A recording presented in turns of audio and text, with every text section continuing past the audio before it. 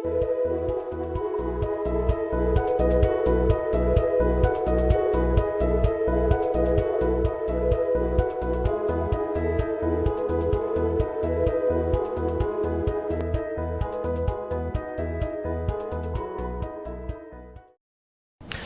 alaikum. I am Adnan Shoaib, faculty member at ComSci Institute of Information Technology, and today is our lecture number 2 regarding the course Financial Risk Management and Insurance. And today's our topic is risk in our society that we are going to cover in the lecture number 2. Already we have get our introductory one in our lecture 1. Lecture 1 में हमने सारी outline के topics को थोड़ा सा देखा था, क्या क्या कवर अप होना चाहिए, रिस्क कहाँ पे इन्वॉल्व होता है और किस किस चीज पे रिस्क की इन्वॉल्वमेंट हमारे सामने नजर आ रही होती है, ठीक है ना। तो now we are going to see कि हमारे पास और क्या क्या चीजें इन्वॉल्व होंगी इन द लेक्चर नंबर 2। हम लोग देखेंगे लेक्चर नंबर 2 में क्या क्या चीजें इसमें एग्जिस्ट कर रही हैं, हमारी रिस्क का क्या मीनिंग है हमारी सोसाइटी में, और हमारी सोसाइटी उसको किस तरह से देखती है और कैसे उसे सामने लेकर आती है। That we are going to see in our lecture number 2 कि हमारे लेक्चर नंबर 2 में हमारे पास क्या क्या चीजें इसमें इन्वॉल्व होती हैं, ठीक है। तो स्टार्टिंग विद द लेक्चर, हम लोग लेक्चर स्टार्ट करते हैं कि how we are going to see कि हमारे पास क्या क्या चीजें इन्वॉल्व हो रही हैं। First we are going to see the objective कि what are the objective of today's lecture. हमने लास्ट टाइम भी कहा था कि ये हमारा ऑब्जेक्टिव है, लेकिन पहले आउटलाइन देखेंगे। तो डेफिनेटली पूरा लेक्चर में हम लोगों ने सिर्फ आउटलाइन के टॉपिक्स को आइडेंटिफाई किया है। Now we are going to see के ऑब्जेक्टिव हमारे पास क्या है। डिफरेंट डेफिनेशंस ऑफ रिस्क को पहले देखेंगे, चांस ऑफ लॉसेस क्या है उनको देखेंगे, पेरिल एंड हैजर्ड्स क्या क्या चीजें हैं और कैसे इन्वॉल्व हो रही हैं, क्लासिफिकेशंस ऑफ रिस्क वो क्या हैं उनको देखना है हमने, major personal and commercial risk कौन कौन से हैं, and burden of risk on society क्या क्या आ रहा है, and techniques for managing risk कौन कौन सी एग्जिस्ट कर रही हैं। ये हमने लास्ट टाइम भी डिस्कस किया था। इस दफा हम लोग बारी बारी करके हर एक चीज को वन बाय वन आइडेंटिफाई करेंगे कि हमारे पास ये चीजें इन्वॉल्व हो रही हैं, और उसी के हिसाब से हमने लेकर इसे आगे चलना है कि that is our basic definitions of risk, कि हमने रिस्क की क्या क्या डेफिनेशंस हैं जो हमारे सामने एग्जिस्ट कर रही हैं, ठीक है ना। तो जब हमने ये देखनी है तो डेफिनेटली हमने वन बाय वन करके हर एक डेफिनेशंस को आइडेंटिफाई करते जाना है कि ये हमारे पास एग्जिस्ट कर रही हैं, ठीक है। तो ऑब्जेक्टिव में आते हैं। First of all different definition, risk बहुत तरह से डिफाइन हुआ है, उनको हमने देखना है one by one. Chances of losses को देखना है कि लॉसेस के चांसेस कौन कौन से हैं, और लॉसेस ही खाली क्या रिस्क है या गेन्स भी के रिस्क में आ रही है। Parallel and hazards, new concepts के हैजर्ड्स क्या चीज कहलाती हैं। First then we are going to think classifications of risk क्या क्या है, किस किस तरह से रिस्क क्लासीफाई होता है और कैसे कैसे रिस्क क्लासीफाई होकर हमारे सामने आ रहा होता है। Major personal risk and commercial risk कौन कौन से हैं, मेजर पर्सनल रिस्क में आते हैं, कौन कौन से पर्सनल रिस्क में आ रहे हैं, and then we have a commercial risk. Burden of risk on society, जैसे मैंने पिछले लेक्चर में डिफाइन किया था कि burden of risk on society क्या हो सकता है और उस बर्डन को मैं किस तरह से कर्टेल कर सकता हूं। तो that means with how the burden of risk is on our society, कि हमारी सोसाइटी पे ये बर्डन ऑफ रिस्क किस किस तरह से आ सकता है, ठीक है ना। टेक्निक्स फॉर मैनेजिंग रिस्क, क्या क्या टेक्निक्स इन्वॉल्व हैं towards the managing of risk, कि किस तरह से हमने टेक्निक्स हैं और कौन कौन सी टेक्निक से रिस्क मैनेज होगा, and how we are going to manage these risk in a future, कि हमने फ्यूचर में इन रिस्क को किस तरह से और कैसे मैनेज करते जाना है। तो how there we are going to see कि हमने रिस्क को किस तरह से मैनेज भी करते जाना है। तो one by one we are going to see each and everything कि हमारे पास क्या क्या चीजें हमारे पास आ रही हैं और एग्जिस्ट कर रही हैं।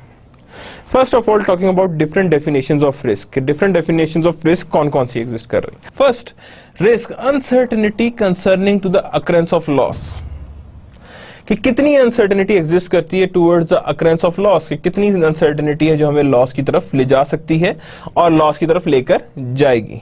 Loss exposure, any situation or circumstances in which a loss is possible regardless of whether or loss occurs or not.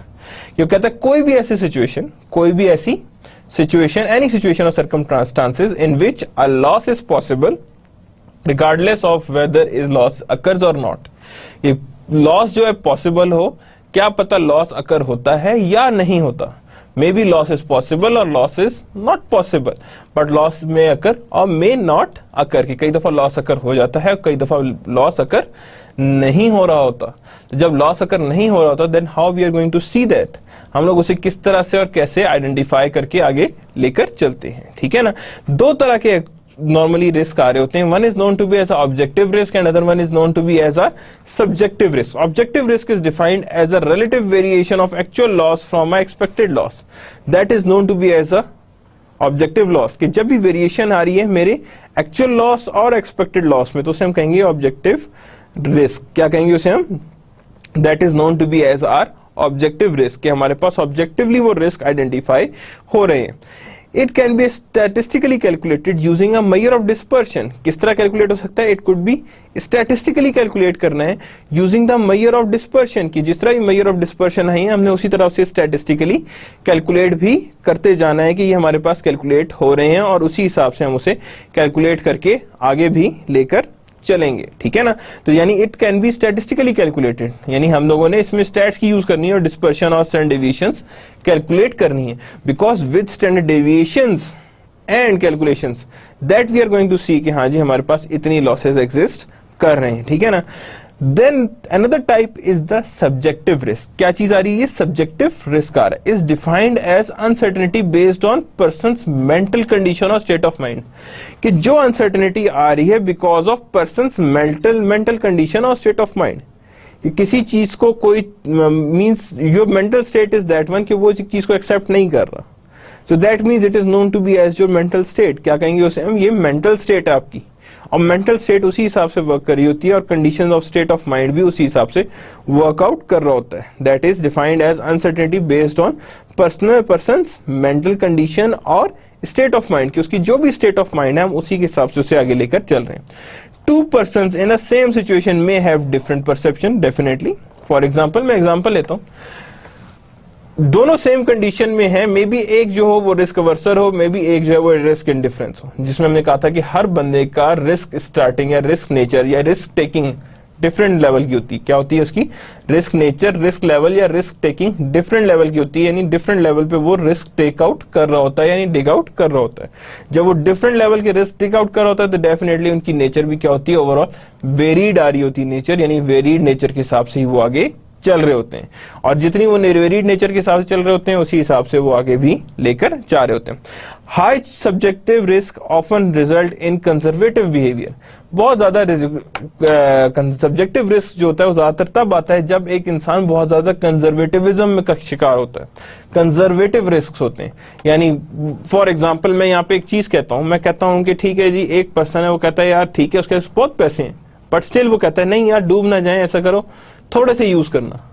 So that means कि आपके पास पता भी है, अपॉर्चुनिटी भी है, everything is there, but still you take a very conservative manner behaviours. कि आप बहुत ज्यादा कंजर्वेटिव सोचते हो. तो जब आप एक कंजर्वेटिव थॉट्स के साथ चल रहे होते हो तो that means you are getting with the high subjective risk. क्या है आपके पास? हाई सब्जेक्टिव रिस्क है, जिसका रिजल्ट क्या होता है? कंजर्वेटिव बिहेवियर्स आते हैं. क्या आते हैं उसके बाद? हमारे कंजर्वेटिव बिहेवियर्स आ रहे होते हैं. और जितने भी कंजर्वेटिव बिहेवियर्स आ रहे होते हैं वो हमारे पास नजर आ रहे होते हैं. यानी कंजर्वेटिव बिहेवियर उसी के हिसाब से आगे चल रहे होते हैं. ठीक है? Now another thing that comes in our mind is the chances of loss. कि क्या क्या chances of loss हैं जो हमारे सामने exist कर रहे होते हैं. Chance of loss, the probability that the event will occur. The probability that the event will occur. अब यहां पे आके जब बात करते हैं तो याद रखिएगा यहां पे आके आपकी रिस्क की डेफिनेशन चेंज हो जाती है. That means now there is not the only of event of loss but also being a gain. Means any variation from its mean is known to be as a risk. ये कोई भी variations exist कर रही होंगी that has a deviations from the mean, तो याद रखिएगा that has the meaning of risk. क्या चीज पे एग्जिस्ट कर रही होगी? that is a risk measurements उस पे एग्जिस्ट कर रही होंगी और रिस्क मेजरमेंट्स के हिसाब से ही हम उसे आगे लेकर चल रहे होंगे और उसी के हिसाब से लेकर उसे हम आगे जा रहे होंगे. Objective probabilities versus subjective probability. अब दो तरह की प्रोबेबिलिटीज डिफरेंट है. One is known to be as objective, जैसे ऑब्जेक्टिव रिस्क था, सब्जेक्टिव रिस्क था, इसी तरह इसमें भी प्रोबेबिलिटीज भी वेरीड है. One is known to be as objective probability and other one is known to be as are subjective probability. क्या कहेंगे उसे हम? Objective probability and subjective probability. Objective probability refers to the long run relative frequency of an event. यानी objective probabilities क्या होंगी, refers to the wrong number relative frequency of an event assuming an infinite number of observations, क्या कहेंगे उसे, assuming that an infinite number of observation and no change in the underline conditions. यानी कि objective probabilities क्या होंगी, refers to the long run relative frequency, long run relative frequency of a event assuming an infinite number. यानी आपको पता है कि हाँ जी पिछली दफा भी ये हुआ था, इस दफा भी होगा, उसके बाद भी होगा, तो दैट मीन्स आपका जो फ्यूचर की प्रोबेबिलिटी है वो प्रीवियस प्रोबेबिलिटीज पे डिपेंडेंट है। जो आपकी फ्यूचर की प्रोबेबिलिटी है वो आपकी प्रीवियस की प्रोबेबिलिटी पे डिपेंडेंट है, और उसी के हिसाब से वो इसकी वैल्यूएशंस भी निकाल रहे हैं, और उसी के हिसाब से उसकी अंडरलाइन कंडीशंस भी सामने लेकर आ रहा है। It can B determined bye deductive और इंडक्टिव रीजनिंग। डिडक्टिव क्या है कि मैं प्रीवियस से लूं, इंडक्टिव ये कि हाँ जी कुछ इवेंट्स को रिलेट करके निकालूं, so that is known to be as our objective probability। क्या कहेंगे उसे हम, ये हमारी objective probability है, that is known to be as our objective probability because that is based on deductive और inductive reasoning। किस पे डिपेंड कर रही होगी, deductive reasoning पे, और साथ ही किस पे डिपेंडेंट होगी, on the inductive reasoning, कि ये हमारी deductive reasoning है और ये हमारे पास क्या है, that is known to be as our inductive reasoning। Subjective probability is the individual estimate of chances of loss। Subjective probability क्या होगी, estimate of chances of loss. Individual estimate क्या कहते हैं, what a single person or an individual is thinking about। A person's perception of a chance of loss may differ from objective probability। A person's perception of chance of loss, कि persons की जो perception है for a chance of loss may differ objectively with the probability। एक कहे कि हाँ जी इससे loss इतना होगा, दूसरा कहे इतना लॉस इतना होगा, बिकॉज हर एक का रिस्क टेकिंग बिहेवियर और तरह का है। एक चाह रहा है ये इन्वेस्टमेंट करनी चाहिए, एक चाह रहा है कि ये इन्वेस्टमेंट नहीं करनी चाहिए, because both have the different behaviour, कि दोनों के पास बिहेवियर क्या आ रहा है, that is being totally different. यानी वो बिहेवियर हर तरह से वेरीड आ रही है, वेरीड नेचर पे वो बिहेवियर्स चल रहे हैं, यानी वेरीड बिहेवियर पे वो वैल्यूज आ रही हैं। नाउ पैरेलल एंड हैजर्ड्स पे आते हैं। Peril and hazard is defined as the cause of loss। Peril क्या कहता है, that is known to be as a cause of loss। क्या कहेंगे उसे हम, that is a cause of loss, कि ये हमारे पास cause है और इसी के हिसाब से because of which it is being caused by loss। जिसने हमारे यही चीज है जिसने नुकसान पहुंचाया है, यानी वो चीज जिसने हमें नुकसान पहुंचाया है, that is known to be as a peril, but we say that is known to be as a peril। In an auto accident the collision is the peril, that because of collision the accident occurs, otherwise there would be no accident। कि वहां पे कोई और accident ना होता, because of peril the collision occurs। और collision इसी वजह से हुआ है because there is a peril existence, क्या peril की existence exist कर रही है। The hazard is a condition that increases the chances of loss। यानी hazard वो है जो that is increases the chances of loss। For example मैं कहता हूं एक बंदा है, वो 70 साल का एज है उसकी, और वो अपनी इंश्योरेंस कराता है। अब मुझे बताएं कि चांसेस ऑफ लॉस हैजर्ड क्या है। सारी बात है, एज ज्यादा है, definitely there would be no chance of life insurance. Life insurance का फायदा नहीं है, बिकॉज यू नो कि हाँ जी एक तरह से हैजर्ड्स हैं। क्या है ये हमारे पास, एक तरह से हमारे पास हैजर्ड्स हैं, और हैजर्ड्स इसी के हिसाब से वेरीड लेवल पे चल रहे हैं। मॉरल हैजर्ड्स, अब यहाँ पे भी 3-4 किस्म के हैजर्ड्स आते हैं, सिर्फ एक तरह का हैजर्ड नहीं है। Physical hazards are physical condition that increases chance of loss. यानी कि फिजिकल हैजर्ड्स क्या है कि फिजिकल कंडीशन ही ऐसी है कि हमें पता है कि लॉस होने। फॉर एग्जांपल आईसी रोड है, हमें पता है गाड़ी चली तो स्लिप होगी, गाड़ी चली तो स्लिप होगी। इसी तरह डिफेक्टिव वायरिंग, घर की वायरिंग डिफेक्टिव हुई हुई है, अंडरस्टूड सी बात है कि there is a complete chances of short circuit. These are known to be as a physical hazards। क्या कहते हैं इसे हम, फिजिकल हैजर्ड्स एग्जिस्ट कर रहे हैं, that is chances of loss. आप न्यूक्लियर रिएक्टर में काम कर रहे हो, अंडरस्टूड सी बात है कि there is a chance of loss, there is a chance of damages, यानी दोनों चीजों के चांसेस ऑफ लॉस भी एग्जिस्ट कर रहे हैं, चांसेस ऑफ डैमेजेस भी एग्जिस्ट कर रहे हैं। तो जब चांसेस ऑफ लॉस भी एग्जिस्ट कर रहे हैं, चांसेस ऑफ डैमेजेस भी एग्जिस्ट कर रहे हैं, तो that is known to be as are physical hazards. क्या कहेंगे इसे हम, ये हमारे क्या हैं, फिजिकल हैजर्ड्स हैं जो हमारे पास एग्जिस्ट कर रहे हैं या करते रहेंगे। मॉरल हैजर्ड्स आते हैं, कुछ चीजें होती हैं जो आपके इंटरनल डिसऑनेस्टी से आते हैं। फॉर एग्जाम्पल मैं एक एग्जाम्पल लेता हूं, एक बंदा है, वो जाता है इंश्योरेंस कंपनी के पास और कहता है कि जी मैंने लाइफ इंश्योरेंस करानी है, मैंने कहा ठीक है जी, एज कितनी? उसने कहा जी 40 ईयर्स है मेरी एज। उसने कहा जी ठीक है जी, अच्छा आप पढ़ा कमाते भी हैं, अच्छा ठीक है, लाइफ इंश्योरेंस कितनी करानी? सब कुछ करा दिए। बाद में पता लगा कि उस बंदे ने एक इंफॉर्मेशन अपने पास छुपाई, क्योंकि उन्होंने ये भी पूछा था कोई बीमारी, उसने कहा जी कोई बीमारी नहीं है। बाद में पता लगता है कि नहीं जी उससे तो कैंसर भी है, सम टाइप ऑफ कैंसर भी है। उसने छुपा ली ये बात। अब इन अदर वर्ड्स डिसऑनेस्टी किस साइड से? Definitely that dishonesty is based on a person. कैसे बेस कर रही होगी? That is based on a person, कि एक पर्सन क्या सोच रहा है और किस तरह से सोच रहा है, और उसी की बेस पे वो उसके ऊपर मॉरल हैजर्ड्स की डिसऑनेस्टी निकाल होती है। यानी कि on the moral side you have a hazard, you have a chance of loss, that because of concealing of this information, आपने information क्या की? conceal कर दी, and because of concealing of this information, moral hazards occur, कि moral hazards हमारे सामने नजर आ रही हैं। because of moral hazard there is an increase of chance of loss, fake accident, आप जबरदस्ती accident कर दो, inflating claims or amount, यानी कि आप claims amount बढ़ा दो, आप कहो जी ये accident जो है वो क्या नाम है उसे हुआ है, इस पे खर्चा जो 2 लाख आएगा, पता लगा जी एक्चुअल खर्चा सिर्फ 10,000 का था, तो definitely that means you are inflating a claimed amount. For example sometimes it also happen कि आप किसी डीलर के पास जाएं, आप कहें जी इंश्योरेंस क्लेम करनी है, वो 2-3 चीजें साथ खुद ही जोड़ देता है व्हेन दे नो कि हाँ जी इतने पैसे जो हैं वो ऑलरेडी लग जाने, यानी इतने पैसे ही हमारे पास यूजेज में आने। तीसरी टाइप जो होती है that is known to be as a attitudinal hazard. क्या कहते हैं उसे हम? That is known to be as your attitudinal hazard, moral hazards की is careless or indifference to loss which increase the frequency or severity of life, leaving key in unlocked door। यानी ये वो हैं जिसमें आपने मोरल के hazard है, जिसमें आपकी केयरलेसनेस की वजह से ये हैजर्ड्स आ जाए।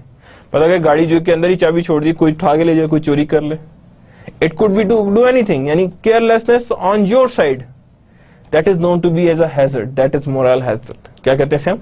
moral hazards हैं, जिसकी वजह से आपकी frequency of losses या chance of loss बढ़ जाए just because of your carelessness, आपकी लापरवाही की वजह से overall ये reduce हो जाए, यानी कि hazards कम हो जाए।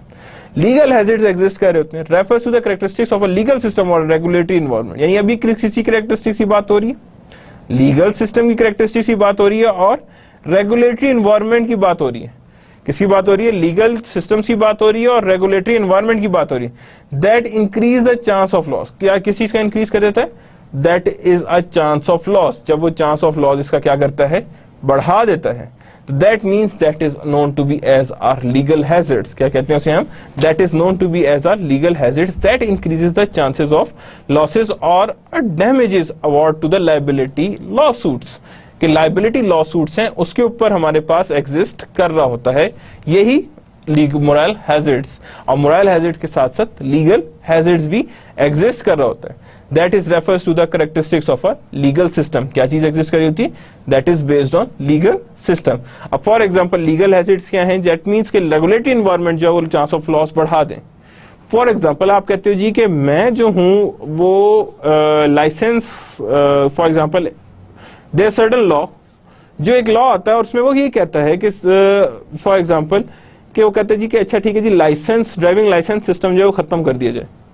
अब लीगल लेवल पे ये डिसीजन तो आ गया, इसके लीगल हैजर्ड्स बहुत ज्यादा आएंगे क्योंकि हर एक ड्राइव करेगा और एक्सीडेंट के बाद उनके ऊपर कोई भी चीज कोई भी आप उसके ऊपर रिस्ट्रिक्शन नहीं लगा सकते और उसकी वजह से चांस ऑफ लॉस भी बढ़ जाएगा। बिकॉज बच्चा फिर ड्राइविंग स्टार्ट करना शुरू कर देगा विदाउट टेस्टिंग एनीथिंग कि whether they know the driving और whether they do not know the driving. क्या पता ये ड्राइविंग जानते भी हैं या ये ड्राइविंग शायद नहीं भी जानते। तो हर तरह से उसकी मॉरल हैजर्ड्स और लीगल हैजर्ड्स को हमने देखना है। क्लासिफिकेशन ऑफ रिस्क आ जाती कि किस किस तरह के फर्दर क्लासिफिकेशन ऑफ रिस्क है। Pure risk is one which there are only the possibility of loss और नो लॉस। यानी कि यहाँ पे हमारे पास क्या है? प्योर रिस्क वो है जिसमें या तो सिर्फ लॉस होगा या नहीं होगा, there is no possibility of gain. जैसे जस्ट लाइक अर्थक्वेक, या तो लॉसेज होंगे या लॉसेज नहीं होंगे, कोई अर्थक्वेक से गेन नहीं आने वाला। So that means that is known to be as a pure risk. क्या कहेंगे इसे हम? That is a part of our pure risk. The speculative risk is one in which both profit और loss are possible. यानी कि speculative risk क्या है कि या तो उसके अंदर loss भी हो सकता है, maybe there is a chances of profit. In above one there is a pure risk. वहां पे सिर्फ loss की measurement पे हम risk calculate करेंगे। स्पेकुलेटिव रिस्क के अंदर हम दोनों केसेस में any variation from its mean is known to be as your risk. क्या कि मे बी वो प्रॉफिट की तरफ चले जाए, मे बी वो लॉस की तरफ आ जाए, बोथ साइड्स पे they can move, either it would be on the profit side or either it could be on the loss side, ठीक है। Next one is the diversifiable risk and non diversifiable risk. यहां पे मैं आपको दो types और further बताऊंगा जो हम ऑलरेडी पढ़ चुके हैं। One is known to be as a systematic risk and other one is known to be as our non systematic risk. Systematic risk means risk of a system. क्या कहते हैं उसे? That is known to be as our risk of a system, कि ये risk जो है वो system के अंदर एग्जिस्ट कर रहा था, ठीक है ना। तो जब रिस्क के अंदर एग्जिस्ट कर रहा होता तो डेफिनेटली हमने उसी के हिसाब से देखना है कि what is the system risk, और वो सिस्टम रिस्क आप उसमें से निकाल नहीं सकते, वो उसी के अंदर रहता है, because it's a risk of a system, और ये हर एक को बियर करना है। हाँ, आप डाइवर्सिफाई रिस्क सिस्टमैटिक रिस्क को नहीं कर सकते, बल्कि नॉन सिस्टमैटिक रिस्क को आप डाइवर्सिफाई कर सकते हैं, because it is not related to system but it is also being related to overall values, कि आपके पास नॉन सिस्टमैटिक क्या है। अब for example non systematic risk एक सर्टेन लेवल पे एग्जिस्ट कर रहा होता है। अब एक सर्टेन लेवल पे एग्जिस्ट कर रहा होगा तो इसका मतलब यह है कि वो आपके ऊपर ही खाली इंपैक्ट आ रहा है। तो जब आपके ऊपर खाली इंपैक्ट आ रहा है उसका, तो definitely you can easily escape it from by diversifying it, तो आप इजीली डाइवर्सिफाई कर सकते हैं। तो याद रखिए, systematic risk can't be diversified, non systematic risk can be diversified, कि नॉन सिस्टमैटिक रिस्क को हम डाइवर्सिफाई कर सकते हैं, नॉन सिस्टमैटिक रिस्क को हम कभी भी डाइवर्सिफाई नहीं कर सकते। देन अगेन डाइवर्सिफाइबल रिस्क की बात करते हैं पहले। In other words means non systematic risk. तो जब नॉन सिस्टमैटिक रिस्क की बात करते हैं, अफेक्ट्स ओनली इंडिविजुअल और स्मॉल ग्रुप। कार थेफ्ट एक अकेले बंदे को अफेक्ट करेगा ना, पूरी इकोनॉमी को तो अफेक्ट नहीं करेगा definitely. It is also called non systematic और पर्टिकुलर रिस्क। क्या कहते हैं इसे? नॉन सिस्टमैटिक रिस्क कहते हैं, या इसे हम क्या कहते हैं? That is known to be as a particular risk, कि या तो ये नॉन सिस्टमैटिक रिस्क है या ये क्या है, हमारे पास पर्टिकुलर रिस्क में आ रहा होता है। Non diversifiable risk infects the entire economy, that what I am saying, कि ये हमारे पास किसको इंपैक्ट कर रहा है? पूरी की पूरी कंबाइंड एंटायर इकोनॉमी को, और लार्ज नंबर ऑफ पर्संस या लार्ज नंबर ऑफ इंडस्ट्रीज या single industry made of many companies, उन सारों को इंपैक्ट कर रहा है। मींस सिंगल पर्सन इफेक्ट नहीं आ रहा, मल्टीपल पर्सन या मल्टीपल फर्म या मल्टीपल यूनिट्स इंपैक्ट आ रहा हो, तो उसे हम कहेंगे that is known to be as a non diversifiable. And और groups within the economy like hurricane has an impact on overall economy. कोई बच सकता है? नहीं, there is a impact on all over them.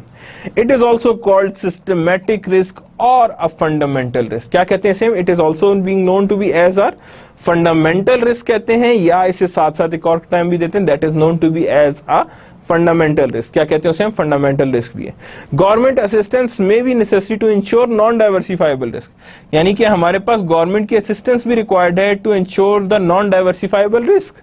किसको हमने ensure करना होगा? नॉन डाइवर्सिफाइबल रिस्क को अगर हमने अटेन करना है तो गवर्नमेंट की असिस्टेंस भी नेसेसरी होती है कि हम लोग नॉन डाइवर्सिफाइबल रिस्क को हटा सकें। Just like car theft, just like ह्यूरिकेन है, तो उसमें गवर्नमेंट की असिस्टेंस होगी तो definitely non diversifiable risk reduce हो जाएगा। तो इसी तरह नॉन डाइवर्सिफाइबल रिस्क या सिस्टमैटिक रिस्क जो है वो हमेशा डाइवर्सिफाई आप इंडिविजुअल लेवल पे कर सकते हैं, बट जब हम गवर्नमेंट लेवल की असिस्टेंस चाहिए तो we require a fundamental risk to be reduced, तो उसी के हिसाब से हम उसे आगे लेकर चल रहे होते हैं। देन क्लासिफिकेशन ऑफ रिस्क पे आते हैं कि किस किस तरह की अब क्लासिफाई हो चुकी हैं। One is known to be as a enterprise risk. क्या कहलाती है उसे हम? Enterprise risk encompasses all major risk faced by a business firm. सारे के सारे मेजर रिस्क जो faced by a firm includes pure risk, speculative risk, strategic risk, operational risk and financial risk. क्या आती हैं? Pure risk, speculative risk, strategic risk, operational risk and financial risk. Each of them would be seen, कि यहां पे हमने हर चीज को देखना है। And financial risk refers to the uncertainty of losses, और फाइनेंशियल रिस्क किससे रिलेट कर रहा होता है? अनसर्टेनिटी ऑफ लॉसेस के ऊपर, because of adverse changes in the commodity prices. यानी कि अनसर्टेनिटी ऑफ लॉस में क्यों होती है? Because of adverse changes in the commodity prices, की कमोडिटी प्राइसेस में हमारे पास एडवर्स चेंजेस आती हैं।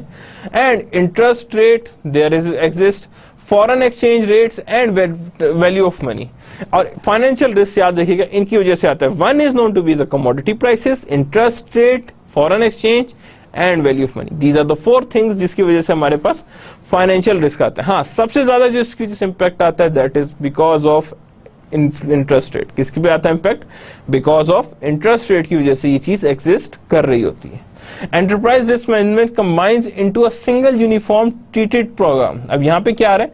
कंबाइंस करता है ट्रीटमेंट प्रोग्राम, यानी कि वो सारे को कंबाइन करता है, जितने भी रिस्क है enterprise risk and all major faced by firm, और इन सबको ट्रीट करता है कम्युलेटिवली जितने भी फेस किए जाते हैं। और कौन कौन से फेस करता है?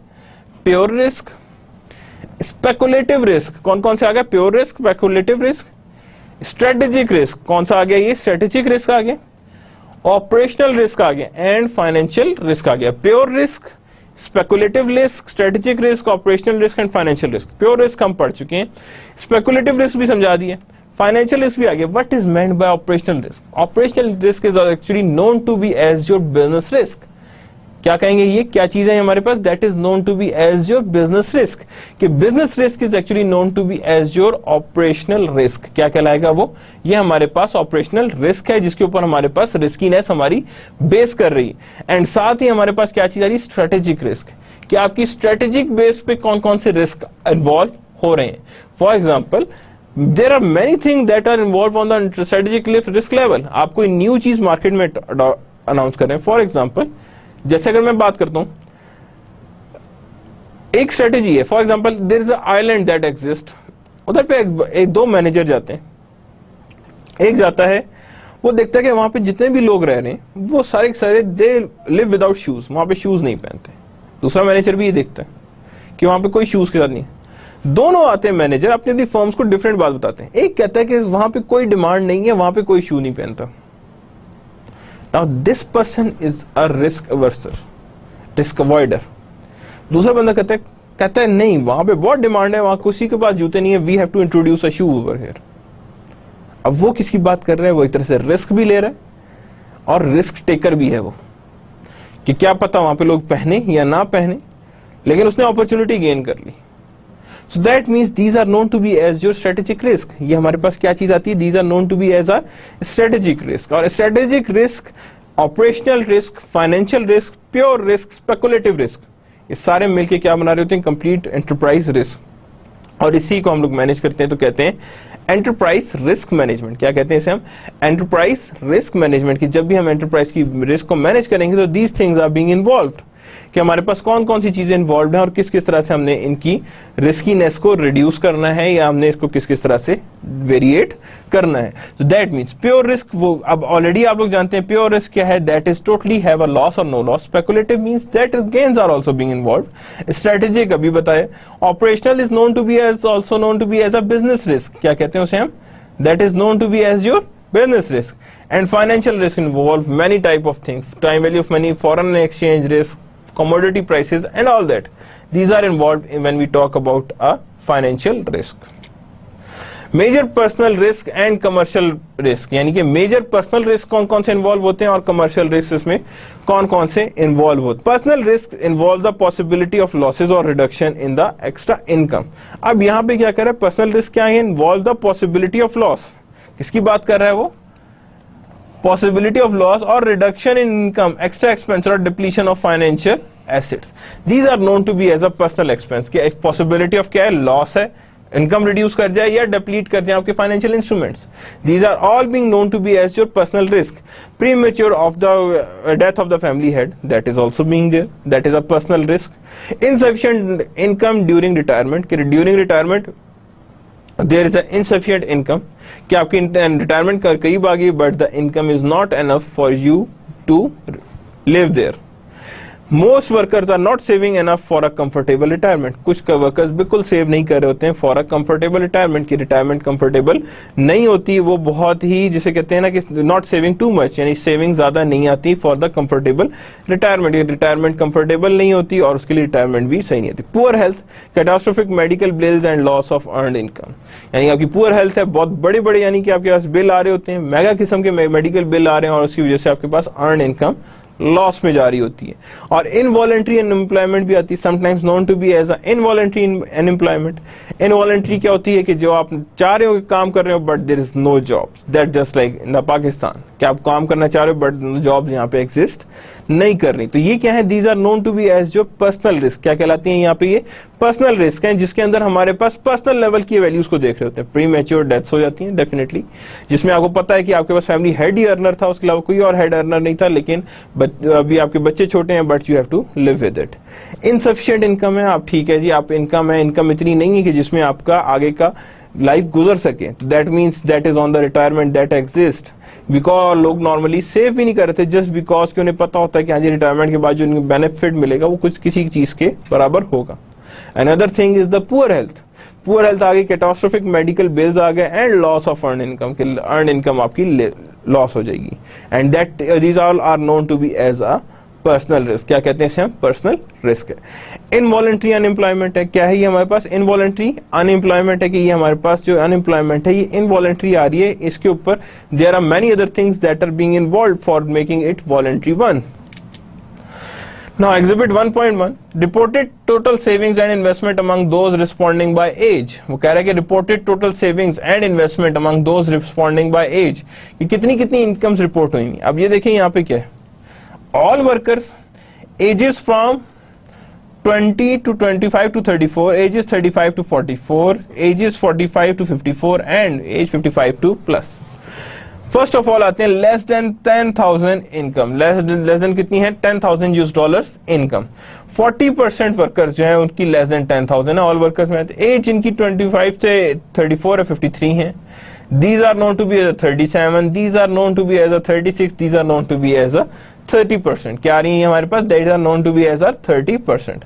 जिनकी इनकम 10,000 से 24,000 के बीच में, किसके बीच में है, 10,000 से 24,000 के बीच में, उनके बीच में क्या आ रहा है, 13 लोग ऐसे, 13% वो हैं, 20% वो हैं दैट इज एज ऑफ 25, 16% वो हैं, 7% एंड 6%। अब गौर से देखें तो हाईएस्ट परसेंटेज कहाँ आ रही है, दैट इज 25 से 34। दैट मीन्स इस एज में आप हायर अर्निंग कर रहे होते हैं, मोर देन 10,000 आपकी इनकम्स एग्जिस्ट कर रही होती है।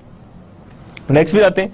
अब यहां देखें वैल्यू, नंबर ऑफ गिरते जा रहे हैं, 25 से 50,000 कितनी हैं, 11 ऑल वर्कर्स हैं, 12 एजेस हैं, 8 यहाँ पे आ रहा है, 11 यहाँ है, 55 प्लस भी ज्यादा आ रही है।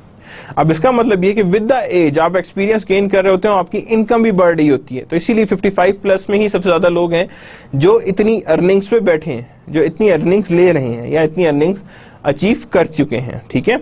एंड देन 50,000 टू 99,000 कितने लोग हैं यहाँ पे देखिएगा, 12,000, 9,000, 9%, 14%, 14%, 10%। अब देखिए सारी की सारी इनकम उठी है और वो 35 से 54% पे आ गई, यानी कि उसके बीच में ऑलमोस्ट 28% है जो इस अर्निंग के बीच में बैठे हैं। तो that means with the time उनके पास भी एक्सपीरियंस गेन हुए, लेकिन ये वो लोग हैं जिनको बाकायदा टैलेंट है और जो अच्छी जगह पे पहुंच गए with the experience, with the experience. तो जब ये वहां पहुंच गए तो दैट मीन्स के इनके अंदर इन्वॉल्वमेंट एग्जिस्ट कर रही है। क्या एग्जिस्ट कर रही है इनके अंदर, इन्वॉल्वमेंट एग्जिस्ट कर रही है, और इन्वॉल्व होकर ये आगे लेकर जा रहे हैं कि that how they are being involving, और किस तरह से वो इन्वॉल्व होकर आगे चल रही है। अब उसके बाद देखें 100,000 से 250,000, 12 यहाँ है, 5, 16, 15, 15। अब देखें सारा कुछ हायर साइड की एजेस में आ गया। और से देखें 35 से 44 16, 45 से 54 15 है, एंड 55 प्लस 15 है। Means on the ages of come, यानी कि these income would increase with the experience. ये इनकम कैसे इंक्रीज करेगी, विद द एक्सपीरियंस इंक्रीज करेगी, और एक्सपीरियंस के साथ साथ ये इंक्रीज करके आगे जाती जाएगी। That is 12, 5, 16, 15 and 15। और उसके बाद देखें 25,000 मोर, 12 यहाँ पे हैं, 2, 9, सारा कुछ शिफ्ट करके कहाँ चला गया, that is on the 55 plus. Means up to 50,000 जो यूएस डॉलर्स अपनी अर्निंग्स एक्सीड कब करते हो, when your age is 55 plus. Means with the experience these things increases, कि जैसे जैसे एक्सपीरियंस आता जाएगा यहाँ पे हम चीजों को वेरीड लेवल पे लेकर आते रहेंगे, ठीक है ना। यानी कि हमारे पास हर चीज के ऊपर देखें तो यहाँ पे इनकम्स वेरीड आ रही हैं, और वेरीड इनकम्स के साथ ही हम आगे लेकर इसे जा रहे हैं। Major personal and commercial. अब अगली चीज क्या आ रही है, that is the property risk. Property risk भी एग्जिस्ट कर रहा होता है। A property risk involves the possibility of losses associated with the destruction of theft of property। ठीक है ना, यानी कि जितने भी हमें लॉसेज एग्जिस्ट कर रहे हो because of destruction by theft, एक चोरी हुई है उसकी वजह से जितने भी लॉसेज आए हैं वो प्रॉपर्टी को, that are known to be as a property risk. यानी कि वो सारी पॉसिबिलिटी जो, यानी कि जब चोर आएंगे या चोरी होगी तो उसके लिए हमारे पास जितने लॉसेज आएंगे that is known to be theft of property. Physical damage to home, यानी फिजिकल डैमेज है, फॉर एग्जांपल चोर आते हैं दरवाजा काटते हैं, that is a physical damage to home. And personal property from fire, tornado, vandalism and other causes, यानी कोई भी चीज हो, वेंडलाइज क्या है कि हाँ जी हर एक चीज जो उलट गए हैं, तोड़ दी है, तो these are known to be as a physical damage. क्या कहते हैं इसे हम, ये हमारे पास सारी की सारी क्या चीजें आ रही हैं, that is known to be as are physical damage. कि फिजिकली हमारे पास चीजें क्या हो रही हैं, डैमेज्ड फॉर्म में आ रही हैं, यानी डैमेज होकर फिजिकली चल रही हैं। Direct losses versus indirect losses क्या कहलाती हैं यहाँ पे, direct losses versus indirect losses. कि हमारे पास जो डायरेक्ट लॉसेस हैं वो और तरह के हैं, इनडायरेक्ट लॉसेस हमारे पास दो तरह के। Direct losses is the financial loss. अब क्या है ये डायरेक्ट लॉस, क्या आ रही है, that is financial loss that result from the physical damage. यानी फाइनेंशियल लॉस आया that result from the physical damage. For example there is certain thing, आप फेंक देते हो या गिर जाती है, दैट मीन्स फाइनेंशियल लॉस क्या है कि उसकी वैल्यू गिरेगी, और जितनी अमाउंट से वैल्यू गिरेगी that is known to be as our financial loss. क्या कहेंगे उसे हम, that is known to be as our financial loss. कि हमारे पास ये फाइनेंशियल लॉस है और डिस्ट्रक्शन की वजह से आई है, such as fire and damage from to home, यानी एक कमरे में आग लगती है whatsoever, so that is known to be as our direct loss. यानी हमारे पास क्या चीज आ गई है, डायरेक्ट लॉस पे एग्जिस्ट कर रहे हैं, और these are all known to be as our financial loss. Indirect loss क्या हो गया, result from indirectly from the incurrence of the direct physical damage. यानी कुछ लॉसेस इनडायरेक्टली आते हैं, that is from the physical damage और theft of losses such as additional living expense. For example आप kitchen में गए हो, किचन में गैस ओपन रही है, आग लगी है, पता लगा किचन जल गया, अंडरस्टूड सी बात है, आपको एडिशनल लिविंग एक्सपेंस होगा, you have to bring food from the outside and all that। तो ये क्या है, ये इनडायरेक्ट कॉस्ट लॉसेज आ रहे हैं। क्या चीजें ये इनडायरेक्ट लॉसेज हैं और ये लॉसेज पे डिपेंडेंट नहीं होते। These are known to be as our indirect losses. की ये हमारे पास इनडायरेक्टली रिलेटेड है और इनडायरेक्ट लॉसेज से ही ये अटेन हो रहे हैं, यानी इनडायरेक्टली ये हो रहे हैं। और इसीलिए हमारे पास एडिशनल कॉस्ट ऑफ लिविंग भी एग्जिस्ट कर रही है, कि एडिशनल कॉस्ट ऑफ लिविंग इसी पे डिपेंडेंट है कि हमारे पास इनडायरेक्ट लॉसेज कैसे और किस तरह से अचीव हो रहे हैं। और जैसे से हमारे पास इनडायरेक्ट लॉसेस आते जाएंगे, that is being a part of that specific direct loss. These additional expenses are all would be a consequential loss। क्या कहते हैं इसे हम, जितने भी ये एडिशनल एक्सपेंस है, these are known to be as a consequential loss। कि किसी चीज के consequences आ रहे हैं, यानी symptoms आ रहे हैं। फॉर एग्जाम्पल एनीथिंग, लाइट नहीं है, दैट मीन्स इसका आपको कॉस्ट पे कर रही है, और ये कॉन्सिक्वेंस क्या है, because of loss. Direct loss तो हो ही रहा है, लेकिन that is a consequence loss because of direct loss. यानी बिकॉज ऑफ डायरेक्ट लॉस आपके पास क्या आ रही है, कॉन्सिक्वेंशियल लॉस आ रहे हैं, कि ये हमारे पास कॉन्सिक्वेंसेज हैं और इसी की वजह से हमारे पास ये लॉसेस एग्जिस्ट कर रहे हैं।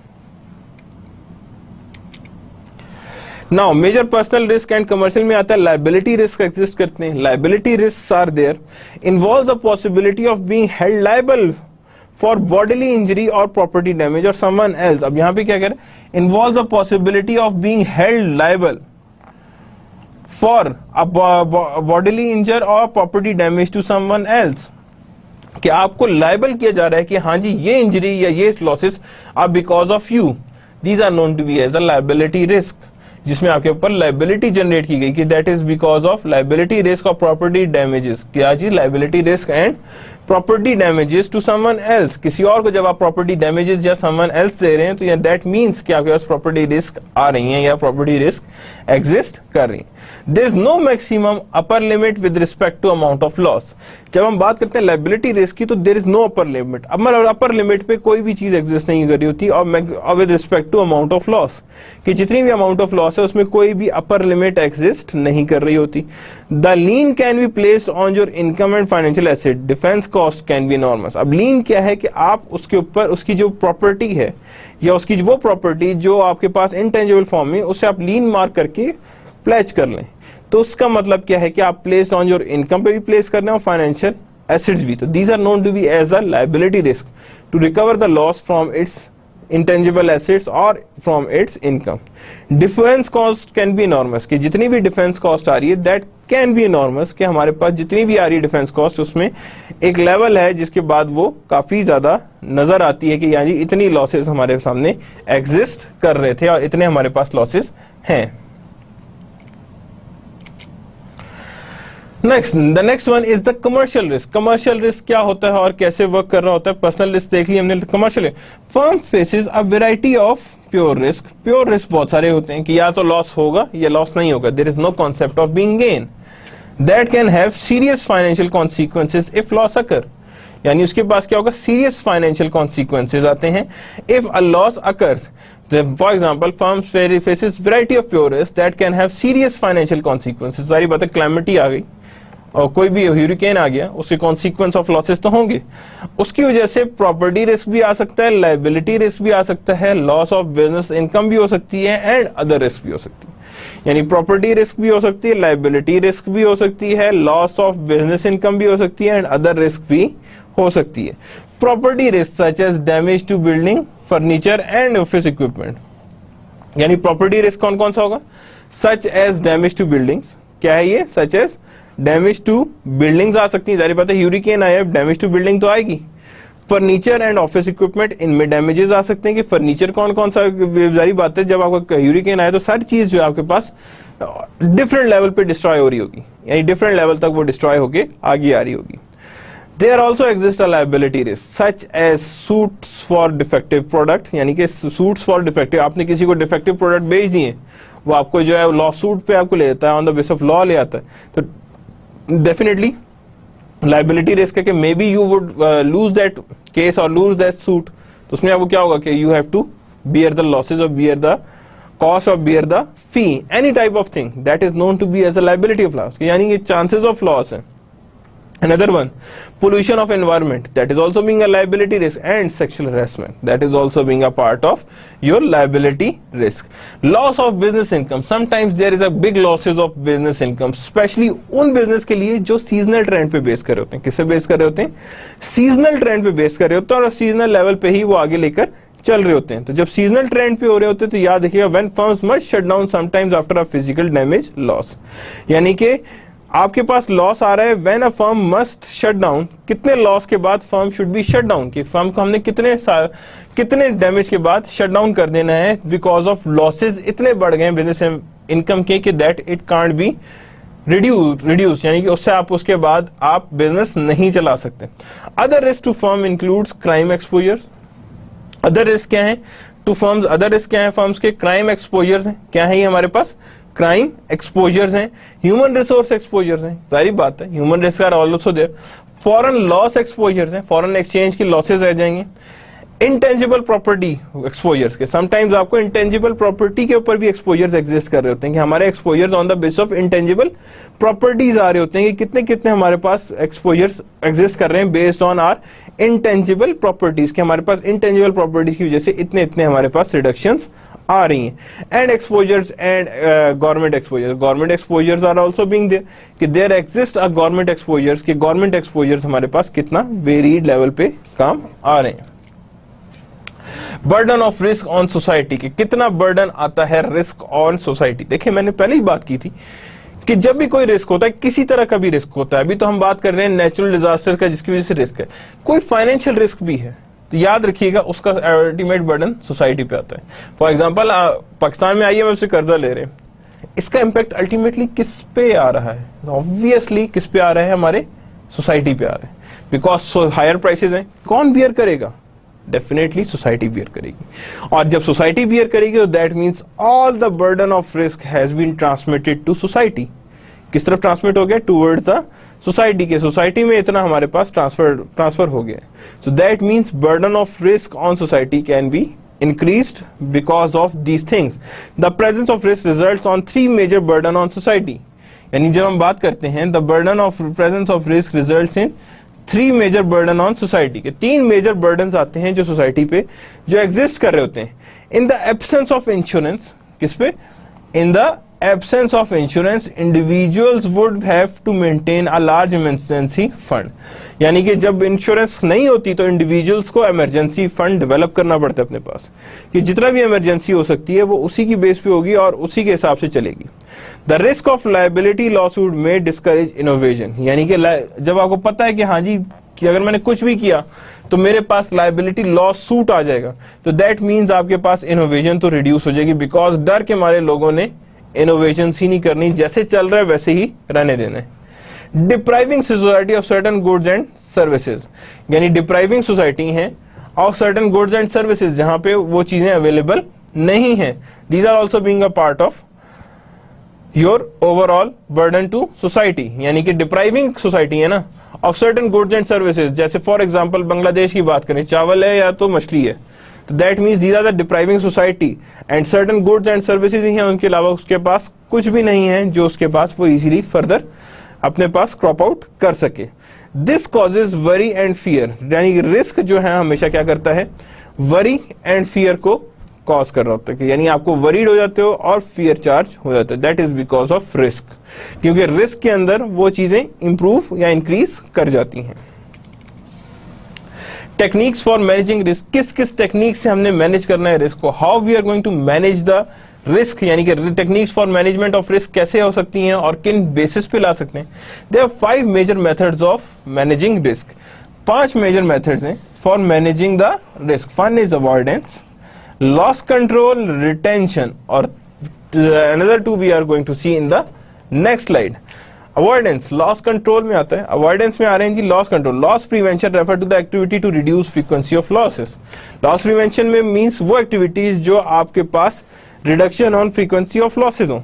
पता लगा है हर दफा आपकी जो फैक्ट्री में है वो बिकॉज ऑफ फर्नेस आग लगती है, आप करते क्या हो कि जी फर्नेस को ही ऐसी जगह शिफ्ट कर देते हो जहां पे लॉसेस कम से कम हो.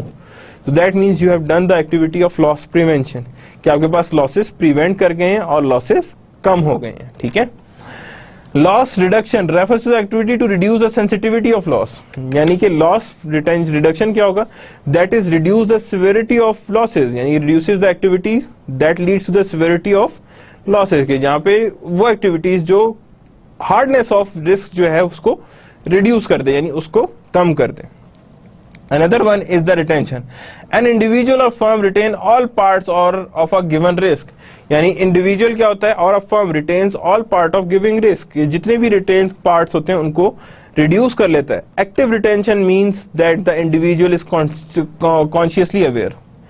Active retention means that the individual is consciously aware of risk and deliberately plans to retain all part of it. यानी कि एक्टिव रिटेंशन वो होती है मींस के individual consciously aware of the risk and deliberately plans to retain all or parts of it, यानी कि deliberately retain क्या करता है, all or part of it. Passive retention means risk में be unknowingly retained because of ignorance, indifference and laziness. यानी passive retention क्या कहलाती है, दैट मींस रिस्क में बी अननोइंगली रिटेन, यानी कि रिस्क को हम लोग जानबूझ के रखते हैं बिकॉज ऑफ इग्नोरेंस, क्यों, इग्नोरेंस की वजह से, और इनडिफरेंस और लेजीनेस. समटाइम्स आप इनडिफरेंस होने की वजह से ये रखते हो, कई दफा आप अपनी इग्नोरेंस की वजह से ये रखते हैं. That is known to be as are passive retention. Self insurance is a special form of planned retention by which part or all are given to loss is retained by a firm. Self insurance is a special form of planned retention. क्या है कि self insurance क्या है, special form of planned retention by which part of all of given losses, यानी कि self retention is a special form of planned retention by part or all of given loss expression is retained by a firm. यानी कि जितनी भी हमने loss exposure दिए हैं these are all being retained by the firm, की जो भी हैं वो फर्म की रिटेंशन के ऊपर बेस कर रहे हैं और रिटेन करके ही उसे आगे लेकर आ रहे हैं. That is based on firm retention, की फर्म रिटेंशन की तरफ ही लेकर आ रहे हैं. नॉन इंश्योरेंस ट्रांसफर, अब 3 पढ़े थे, 2 ये हैं. These are non insurance transfers. जब नॉन इंश्योरेंस ट्रांसफर्स की बात करते हैं, द रिस्क में be transfer to another party by several method, यानी रिस्क जो है वो एक पार्टी से दूसरी पार्टी को भी ट्रांसफर हो सकता है, और डिफरेंट मेथड्स इन्वॉल्व है इसके लिए. ये किस किस मेथड से हम एक पार्टी से वो दूसरी पार्टी के ऊपर ट्रांसफर आउट कर सकते हैं. That how we are going to transfer out from one party to another. The transfer of risk by contract such as through a service contract or a hold harmless clause in contract. यानी transfer of risk कैसे हो सकता है? Through a service contract, क्या कर लें हम उसे सर्विस कॉन्ट्रैक्ट चार्ज करें, और hold harmless clause in a contract, कि हाँ harmless clause in a contract दिलवा लें जिसके ऊपर हमारे पास इसीलिए हम लोग कहें कि हाँ जी there exist a service contract. Now the third one is the hedging is the technique. Hedging is the technique that transferring the risk of unfavorable price fluctuation to a speculator. यानी टेक्निक क्या है? Transforming the risk of unfavourable price fluctuation, कि जितना भी हमारे पास risk था unfavourable price fluctuation का, वो टू स्पेकुलेटर बाय, वो सारा का सारा हमने स्पेकुलेटर की तरफ ट्रांसफर कर दिया और सेल कर दिया future contract and sell the future contract an an organised exchange. यानी फ्यूचर कॉन्ट्रैक्ट साइन हुआ ऑन एन ऑर्गेनाइज्ड एक्सचेंज के हिसाब से, कि जितना भी हमारे पास एक्सचेंज ऑर्गेनाइज्ड है वो उसी के हिसाब से आगे लेकर चल रहा है। Incorporation of business firm transfers, क्या कर सकते हैं? Business firm transfers to the creditor to the risk of having insufficient asset to pay business debts. यानी कि क्या है यहाँ पे? इनकॉर्पोरेशन ऑफ बिजनेस फर्म, क्या है? Incorporation of business firm transfers to the creditors, यानी बिजनेस फर्म है and transfers to the creditors the risk of having insufficient asset to pay business debt, यानी कि and the risk of having insufficient assets to pay business debt, यानी कि इतने assets ही नहीं है कि हम यहाँ पे बिजनेस डेट्स को कवर अप कर सकें या कवर दे सकें। Insurance, for most people insurance is the most practical method for handling the major risk. यानी आजकल ये देखा जाता है कि insurance is the most practical method of handling the major risk, जितने ही मेजर रिस्क हैं उसको सबसे पहले आपका यहाँ पे इंश्योरेंस ही यहाँ पे सेटल आउट करेगी और उसी के हिसाब से हम आगे लेकर चलेंगे। यानी कि the most practical method of handling a risk, जितने भी हमारे मेथड्स हैं उसी के हिसाब से हैंडलिंग कर रहे हैं towards the risk. Financial and insurance as a powerful forces in our economy and society. यानी अच्छा, one more thing, this course seeks to understand the full role of advance risk management in our economy and society. साथ साथ यही हमारे पास course यही बताएगा हमें कि हमारे पास advance risk management of economy and society कितनी है और कितनी उसी के हिसाब से चल रही है। Finance, insurance and some public finance, finance भी है, इंश्योरेंस भी है and there exist some public finances, के पब्लिक फाइनेंसेस भी एग्जिस्ट कर रहे हैं, उसी के हिसाब से हम उसे लेकर आगे चल रहे हैं। The fundamental role of risk management, the fundamental role of risk management, कि क्या फंडामेंटल रोल है जो रिस्क मैनेजमेंट का एग्जिस्ट कर रहा होता है और किस तरह से इस फंडामेंटल रोल को हम आगे लेकर चलते हैं। All manners of enterprise involves risk, हर तरह की एंटरप्राइज में रिस्क है। कोई एंटरप्राइज अगर आप कहते हैं कि रिस्क नहीं है तो नहीं, that's not being possible. All manners of enterprise involve risk, जितने भी एंटरप्राइज हैं उन सारों में रिस्क इन्वॉल्व है। डिफिकल्टी इन क्वांटिफाइंग, क्वांटिफाइंग की डिफिकल्टी में वेरिएशंस आती हैं कि किस तरह से हमारे पास डिफिकल्टीज आ रही हैं क्वांटिफाइंग में, कि यहाँ पे हमने रिस्क को क्वांटिफाई भी करना है। अभी तो हमने पढ़ा था स्टैंडर्ड डेविएशन को, किसको पढ़ा था हमने? स्टैंडर्ड डेविएशन को, लेकिन there must be some other method to quantify a risk. Another thing is the judgement, क्या कर रहे होते हैं हम? जजमेंट को देख रहे होते हैं कि कितनी जजमेंट है, रिस्क को किस तरह मैनेज कर रहे हैं और कितना रिस्क के चांसेस एग्जिस्ट कर रहे हैं, how much the chances that exist for the risk. Financial theory provides an understanding of these risk, financial theories हैं वो बहुत ज्यादा इसके ऊपर आपको प्रोवाइड करती हैं कि हाँ जी अंडरस्टैंडिंग ऑफ दीज रिस्क, किस किस तरह के रिस्क इन्वॉल्व हैं और कैसे वो रिस्क आइडेंटिफाई हो रहे होते हैं, कि किस किस तरह से वो रिस्क सामने आ रहे होते हैं। Financial institutions provide a framework for applying theory. अब फाइनेंशियल थ्योरी और फाइनेंशियल इंस्टीट्यूशन में क्या लिंक है? फाइनेंशियल थ्योरी ने तो बता दी कि रिस्क की अंडरस्टैंडिंग क्या है, financial institution are going to apply that one, कि वो किस तरह से अप्लाई करें ताकि वो उस चीज को यूज करते हुए अपना रिस्क को कम कर सकें, रिस्क को मैनेज कर सकें।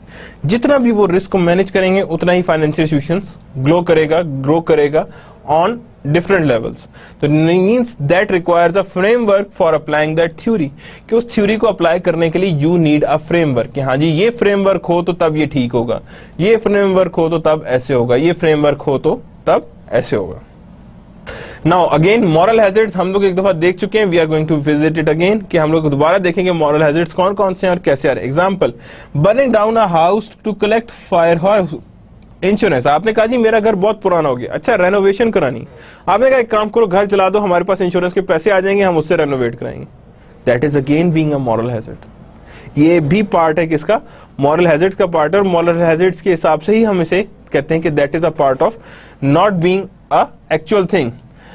Ubiquity of moral hazard problem. Ubiquity of moral hazard problems वो कि that what type of what type of problems are not being included into a moral hazards.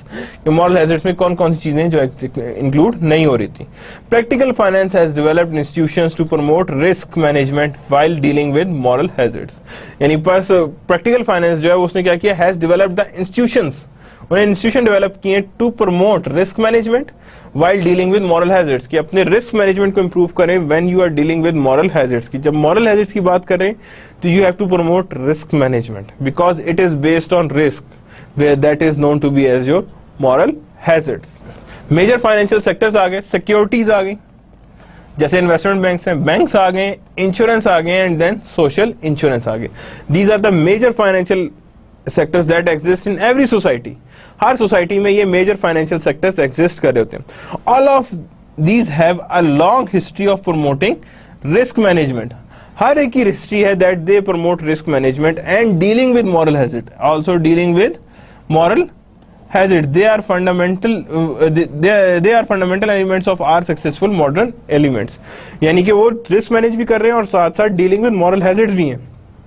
And these are the fundamental elements of successful modern economy. कि ये हमारे पास क्या कहलाएंगे, these are known to be as our fundamental elements of successful modern economy. क्या है ये, modern economy की success के ऊपर ये बात है। Radical financial innovations आती हैं, that means drastic financial innovations भी आती है। It is not easily conceptualized, सारी बात है। They can't be conceptualized because radical जब हम कहते हैं financial innovations तो that means risk उसमें भी involve होता है।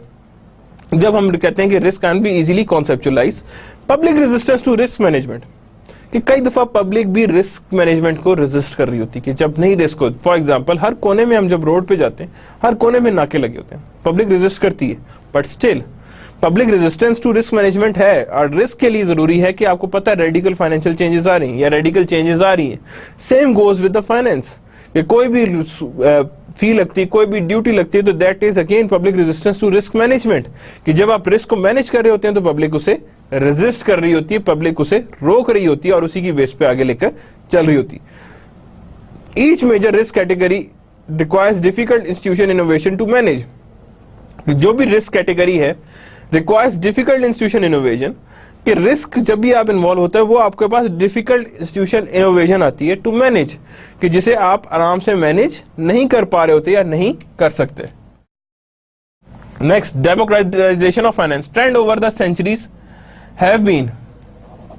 have been to apply financial and insurance principle to a broader segment of population।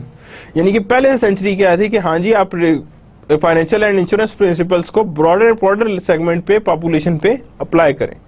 Advance of information technology, advances of information technology भी एक तरह से पार्ट है जिसके ऊपर ये बेस कर रहा होता है और जिसकी वजह से ये चीजें सामने आ रही होती हैं कि that is the information, advances of information technology.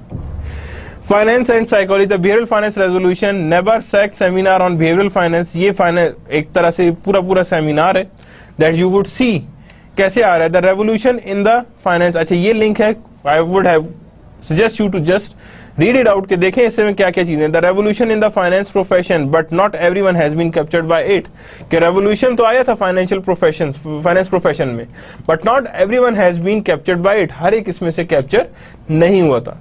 Then there exist finance and management, most central discipline of manager is finance, यानी कि सेंट्रल डिसिप्लिन क्या होगा, finance manager, for manager is finance. Integrating that all aspects of business management, यानी कि all aspects of business management including accounting, corporate strategy and industry organisation, यानी कि हर तरह से integration of all aspect of business, के हर business में इसकी इनकॉर्पोरेशंस हैं, and including corporate strategy, accounting, finance and industrial organisation. Integration into government finance as well, integrate किसमें कर रहा होता है, that is also being into government finance, कि आप एक अच्छी चीज बता रहे हो तो दैट मीन्स कि they are going to adopt it. Integration growing through time, यानी कि विद द टाइम ये आपकी इंटीग्रेशन इंप्रूव कर रही होती है और ये ग्रो भी कर रही होती है, विद द टाइम ही ये आपके पास ग्रो कर रही होती है और उसी के ऊपर ये डिपेंडेंसी शो कर रहा होता है। लार्ज और ऑल्सो फाइनेंशियल इन्वेंटर्स, यानी कि ये भी क्या कहलाते हैं, financial inventors. Often government role in process, यानी कि फाइनेंशियल इन्वेंटर से ही आगे डिसीजन कराए होते हैं। Sometimes government is on the often government role is in process, यानी कि आपके पास government is on the process. Law school deals with all the minutiae, यानी कि लॉ स्कूल्स डील विद हर चीज से डील कर होते हैं, every and everything of the suit or a case, यानी हर तरह से उस पर डील कर रहे होते हैं। ब्रेड हॉर्न, अब यहाँ पे एक छोटी सी केस है, छोटा सिनेरियो है। Economics 252B spring 2001, graduated Yale, worked Fred Alger management 93 days, world trade center north tower, research associate investment management 35 of 35 Alger employees at, यानी कि कितने हमारे पास Alger employees at world trade center were loss, यानी इतने हमारे पास 35 to 38 of the 38 Alger employees at world trade center were loss, यानी कि वर्ल्ड ट्रेड सेंटर पे ही ये लॉस आउट हो गए थे। This regarding the possibility of life can be specially problematic, कि जब भी हम बात करते हैं रिस्क जो सिर्फ और सिर्फ किससे डील करो, लॉस, उनमें भी प्रॉब्लमेटिक होता है। If a loss is certain to occur it may be planned for in advance, यानी कि वो क्या करेगा, प्लान्ड हो सकता है for advance, and treated as definite known expense, क्या कहते हैं उसे, ट्रीटेड हो but as a definite known expenses में। when there is uncertainty about the occurrence of loss, risk become an important problem, कि जब uncertainty हो कि loss incur होना है नहीं होना, तो there is an important problem, कि ये क्या कहलाएगी, आपकी important problem कहलाएगी। now the again burden of risk, some risk involve only the possibility of losses. Risks surrounding potential losses create significant economic burden for business, government and individuals, यानी कि business भी आते, governments भी and individuals भी। Billions of dollars are spent each year to finance potential losses, but when the losses are not planned for in advance, they may cost even more, कि जब आपकी planning ना हो loss से, तो definitely वहाँ पे cost आपकी बढ़ जाती है। Risk of loss may deprive society of service or judgment to be too risky, यानी कि जब रिस्क ऑफ लॉस है तो वो डिप्राइव सोसाइटी को फर्दर डिप्राइव कर रहा होता है, और उसी वजह से वहां पे टू रिस्की सोसाइटीज जनरेट हो जाती हैं, just like Pakistan. For instance, without malpractice insurance many physician would refuse to practise medicine, कि माल प्रैक्टिस समटाइम्स इंश्योरेंस की इतनी ज्यादा होती हैं कि some doctors and also refuse to practise their medicine, कि मेडिसिन को प्रैक्टिस नहीं करना चाह रहे होते। Businessman may try to either avoid risk of loss or to reduce its negative consequences. The entity cost of risk is the sum of expenses of a strategy to finance potential losses. यानी सारे expenses को plus करें to get the potential financial loss. The cost of unreimbursed losses, यानी ये जो reimburse नहीं हो सकते losses, that is also being known to be as cost. Outlay to reduce risk. Sometimes आप risk reduction के लिए outlay of money भी करते हैं। Opportunity cost of activities foregone due to the risk consideration, कि opportunity cost जो of activity जो है वो foregone हो जाती है due to risk consideration, कि आप risk की reduction पे चलते हो। Now this figure shows the types of risk: risk, pure, speculative, static, dynamic, and याद रखिएगा ये दोनों तरह से, pure से भी आ रहे होते हैं, speculative भी आ रहे होते हैं, यानी प्योर भी एग्जिस्ट कर रहा है और स्पेकुलेटिव भी एग्जिस्ट कर रहा है, दोनों एग्जिस्ट कर रहे हैं। And there exist static and dynamic, दोनों चीजें इसमें साथ साथ ही हमारे पास आ रही हैं। Again pure and speculative risk आप ऑलरेडी देख चुके हैं, one more time just for the revision पर। Risk exist when there is uncertainty of loss will occur or no possibility of gain. Speculative में बोथ हैं, प्रॉफिट भी है loss भी है, बोथ स्पेकुलेटिव में have a present to some situation. Just for the revision I have put over there ताकि आपको पता हो। Subjective risk again or refers to the mental state of individual who experience a doubt and worries as is of outcome. Objective risk differs from the subjective risk in the sense that it is more precisely observable and therefore measurable. यानी more precisely आप उसे measure भी कर रहे हैं और observe भी कर रहे हैं, and difference से ही आप निकाल रहे हैं objective risk. Sources of risk, there are many things. Property risk may be damaged, destroyed or stolen, lightning, tornado and all that are property risk. That means liability risk already हमने पढ़ा है। Legal judgment may results in payment, again that is known to be as your liability risk. All individual who own or use prior property are susceptible to liability losses if other injured on their premises, कि अपनी injured हो जाएं on their premises that are being on their premise, liability losses. Sources क्या है? Life and health और loss of income risk अभी पढ़ा था हमने। the possibility of anonymity death and salesperson, the potential death of parents or children, employees में भी आ सकता है, financial risk, credit risk बढ़ जाता है, foreign exchange risk, commodity risk and interest rate risk. These are all the types of financial risk. Measurement of risk, chances of losses हैं, the long term chances of occurrence, relative frequency of losses, meaningful only when applied to chances of losses incurring, expressed as the ratio of number of losses that are likely to be incurred compared to the large number of possible losses, यानी कि इन दोनों को divide कर रहे हैं. Perils अभी हमने पढ़े थे, क्या थे जो हमारे पास रीजन फॉर लॉस है. हैजर्ड क्या है, that when either increase the chances of loss, वो चीज जो increase the chance of loss बढ़ा दे. हैजर्ड्स फिर हमने पढ़े थे, that is physical hazards, the condition stemming from material characteristics of an object, the IC street for example अभी देखा था हमने. मॉरल हैजर्ड्स, जब आपके पास डिसऑनेस्टी हो, मेंटल एटीट्यूड ऐसा हो जिसमें आपने मॉरल हैजर्ड रहना है. और मोरल क्या है, और अपनी केयरलेसनेस की वजह से आपके पास कोई चेंजेस आ जाए. Now the degree of risk, one thing that is being more important, the amount of objective risk present in the situation. कितनी amount का objective. Now we are moving towards the measurement. Relative variation of actual from expected. कितना variation आ रही है relative from actual and expected. Range of variability around the expected losses. Range of variability कितनी exist कर रही है around the expected losses. Objective risk क्या है जी? Probable variations of actual from expected losses and divided by expected, यानी कितनी variation actual expected divide by expected. In other words, current minus previous divide by previous, that is expected losses. Degree of risk, if a loss has already occurred the probable variation of actual from expected is zero, यानी कि जो अकर हो चुका है उसमें जो variation actual expected की तो खत्म हो जाएगी. Therefore the degree of risk is zero. क्या है वो degree of risk is zero. If it is impossible for loss to occur on probable variation is also zero, यानी कि लॉस का अकरेंस जीरो हो चुका है, इम्पॉसिबल है, तो that is also being variation is zero. In measuring the degree of result, results are meaningful only in terms of group large enough to analyze statistically, large enough to analyze statistically, that is a group. Now the measurement of risk, risk management process used to systematically manage risk exposure, integrate risk management and enterprise risk management. Many businesses have special departments charged with overseeing the financial risk. The head of such department often called risk management. Some firms have formed risk management committees. Some firms have created position for chief risk officer. For this risk management, यानी इस risk management को risk officer भी manage करता है. Now the risk management process क्या है जी? Identify risk, evaluate risk, select risk, implement decision. 4 steps. Identify, evaluate, select, implement. These are known to be as a risk management process. So that's the end of the chapter number 1 from your book. I hope you have understood all of the things. In the next lecture we are going to identify a new chapter, that is of the second chapter of your book. So that's the end of the today's lecture. Allah Hafiz.